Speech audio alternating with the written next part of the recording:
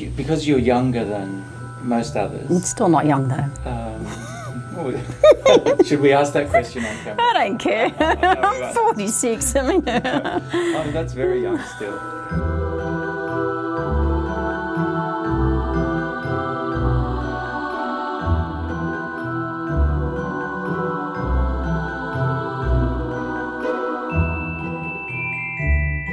before I ever became a religious sister, long time ago in my other life, I studied science at Monash University, and then I went on and majored in genetics. I did honours in genetics, molecular biology, and then I actually worked at St Vincent's Hospital in Melbourne doing lung cancer research for 6 months.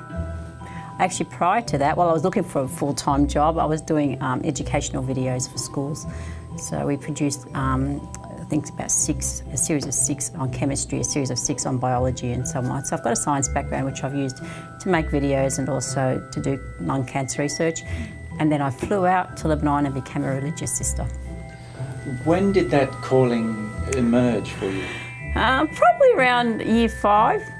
Grade 5, grade 6. I don't know, just around that time, you know how you've got this passion for Jesus and you fall in love with Jesus, and at that time I promised I'd give my whole life to Jesus. I went with my 2 aunties to Lebanon.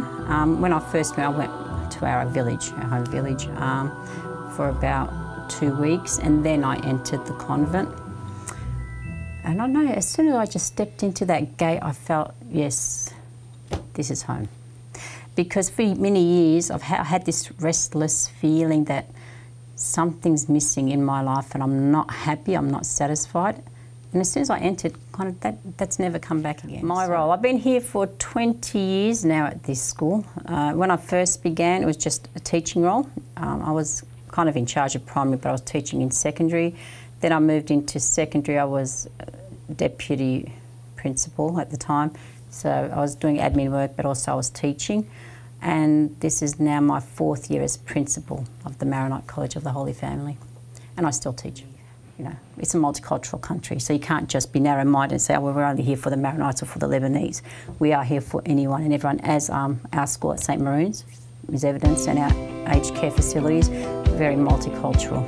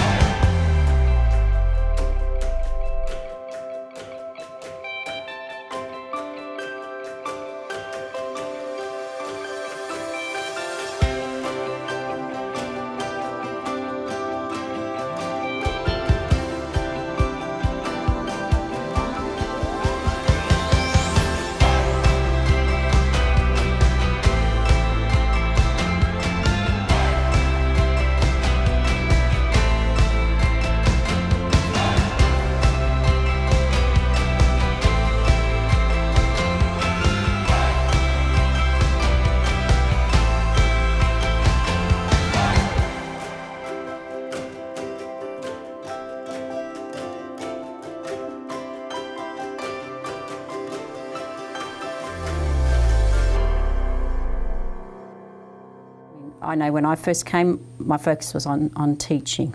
But since then, I've been heavily focused on doing youth ministry retreats for young people. I do that every year with the parish. I write gospel reflections. I've had a radio program at one stage.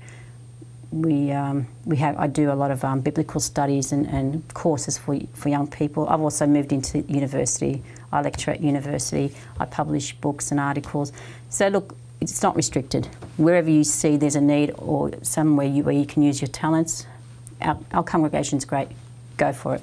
Do what you can or what you see, where you see there is a need. Yeah, Sister Margaret teaches us for religion, and she also takes some biology classes. So tell me about how Sister Margaret interacts with you as students. Okay, through teaching religion, she is very passionate about the subject, and she really awakens the subject and makes it very lively. And she drills it into our heads, the content, but she makes it in a fun and enjoyable way for us. Some time ago you became a doctor, so your doctorate's in what? And tell us about it. It's a doctorate of ministry, mostly focused in pastoral theology, pastoral care. But I lecture mostly in biblical, because I've always preferred biblical. So currently I lecture, actually I lecture in quite a few places, but right now it's with the Uniting Theological College, so not Maronite and not Catholic. Uniting Theological College, I'm lecturing in pastoral care, and I've also lectured in youth ministry there. At Broken Bay Institute, I've lectured in quite a number of areas, including biblical, ministry, pastoral care, etc. The line from John chapter 10, verse 10, I came to give you life and give it abundantly. It's just an invitation into fullness of life, and especially for young people who are full of life, you know. It's like, oh, wow, Jesus is saying, come, enjoy life, live it fully. I suppose it's also having a bit of a go at those people who are so rigid in their religious belief. You know, it's got to be like this and it's got to be like that and you have to have suffering and so on. Jesus didn't say that, just said, have fullness of life.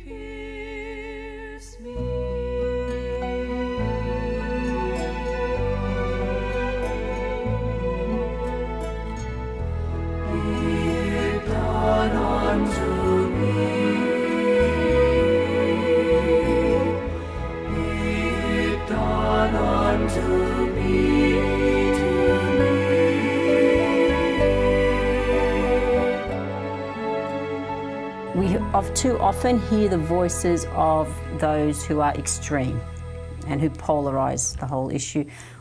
What I've learnt is to say your views, say it intelligently. If others want to accept it, great. If others don't, that's their choice. But I think we need to be allowed to say our views and to say it so that people can understand where we're coming from. The bulk of those who come to our school come because they treasure their Maronite heritage and they treasure their faith, and that's a great thing. And I'm proud of this school, and I think a lot of people, when they come to school, they sense that there's a spirituality, there's this closeness, there's this bond. People can be traditionalists, and a lot of people are.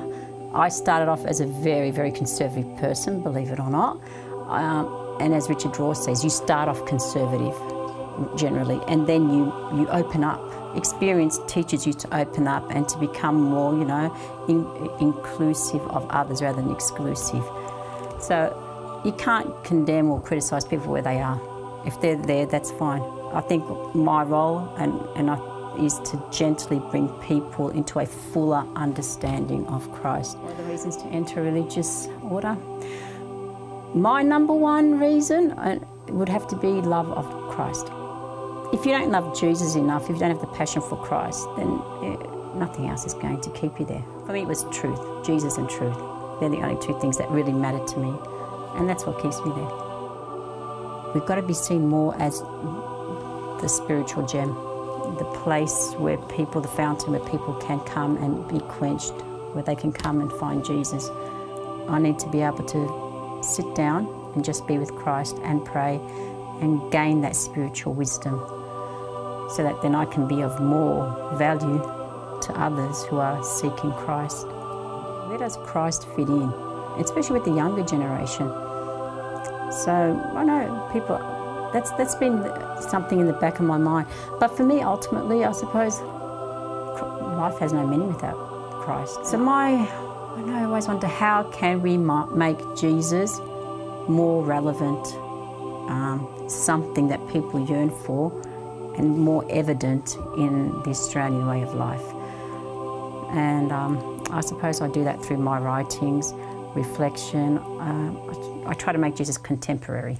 So when I run youth retreats, I try to bring across the values of Christ for them, you know, the characteristics, what Jesus taught us about justice. So it's more now, I think, an emphasis today in society about, for religious, is we need to emphasise the justice dimension of Jesus, the truth-telling dimension, the compassionate Jesus, being there to those who really need someone, help them find some meaning in life.